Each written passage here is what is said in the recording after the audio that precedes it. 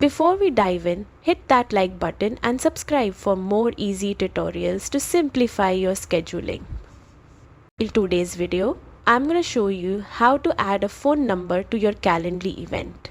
This is perfect if you want to collect invitees' phone numbers for personalized follow-ups or to reach them in case of last-minute changes. Start by heading to your Calendly homepage and select the event you want to update. Click the three dots next to the event and choose Edit. Once in edit mode, click More Options to access detailed event settings. Next, find the Invitee Form section. Here you can modify the fields your invitees fill out. Change the field type to phone number to prompt attendees to provide their number.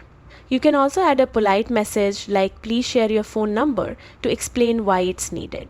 If collecting a phone number is essential, make sure to check the box to mark it as required. Once you're done, click Save Changes to ensure your settings take effect. And that's it. Your event is now set up to collect phone numbers efficiently, helping you stay connected and manage appointments more smoothly. Thanks for watching. If this guide helped you, give it a thumbs up and subscribe for more quick Calendly tutorials.